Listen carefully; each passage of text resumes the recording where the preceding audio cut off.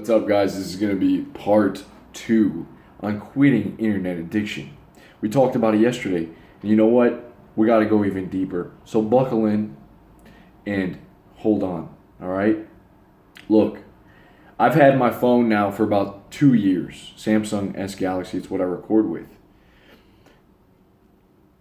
I always keep my phone in my pocket. It doesn't leave me, dude. When I'm back there reading, my phone is always within arm's length. It's always on, and that thing is always on. You guys know that video game Mega Man? Mega Man Battle Network, by the way, is probably my favorite video game of all time. Played all of them for the Game Boy Advance. Super fun. Mega Man jacks in to the net, and you go into the net and you start busting these viruses. But now we're always jacked in. And by always being jacked in, this is what happens to me. I'm laying there and I'm reading, and I'm only 5 pages deep. Maybe I'm 10. And a little buzz goes off on my phone, or maybe I get a little curious. What's going on? And the thing is, there's always something going on. The world is buzzing behind that screen, dude.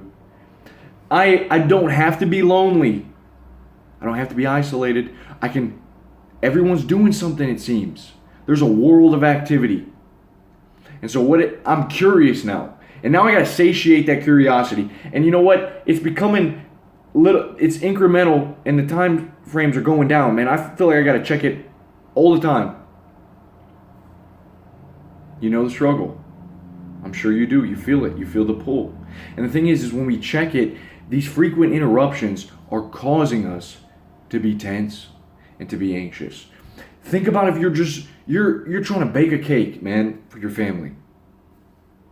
Right? You're a good baker, but you got your little boy pulling on your apron. Papa, I'm hungry.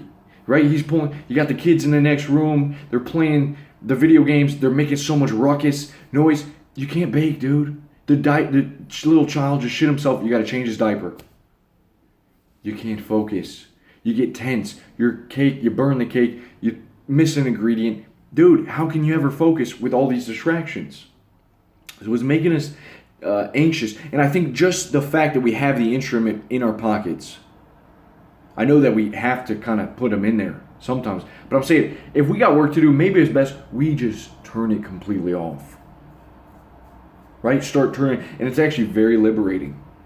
When you can turn your phone off, maybe at 7, 8 o'clock, you turn that thing down, shut it down, boom. There you go. You move on. All right? So, that's what we have. That's what we have to deal with. Distraction.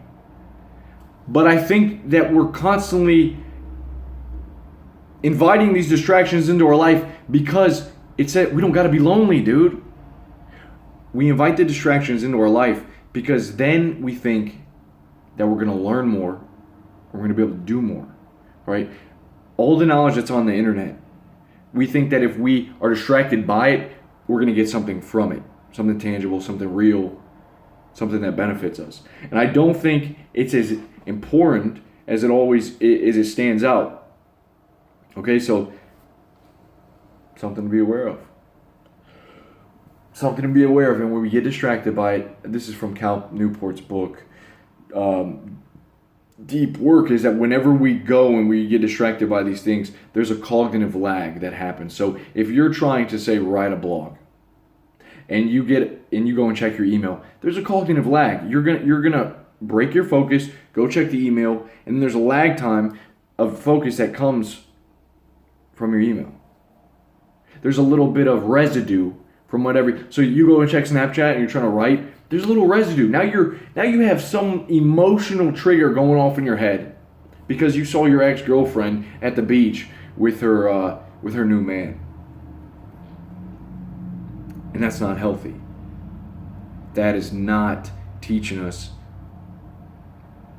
That's not teaching us the right way. All right? It's up to you to do something about it. I'm reading this book right now called The Shallows by Michael Carr, I believe it is. What the internet is doing to our brain. And this sort of spiked me questioning all this stuff. One thing that really stood out to me is, and I'm going to say this in terms that I can best understand and I can talk to you about. I'm not a neuroscientist. Neuroplasticity, okay? Our brain is moldable. It's still growing. People thought that, I think it was the age of 25, the brain's just concrete. You're not going to learn more. We've learned that this is not the case. For instance, if you say you're right hand dominant, you tape your right hand down, and you go throughout the day using your left hand, you're going to get pretty efficient at using your left hand. It's going to adapt. All right? Your brain is the same way. It can adapt. It can learn new things. It's not concrete. It's not solid. All right? It's plastic. What does that have to do with the internet? Well, if we teach ourselves to be scattered all the time, our brain is going to think that that's our new paradigm. That's just the way we operate, scattered. All right, here's another thing. If we constantly have negative thoughts and we don't put a stop to those thoughts, we don't stamp them out, what happens? Our brain makes us suffer.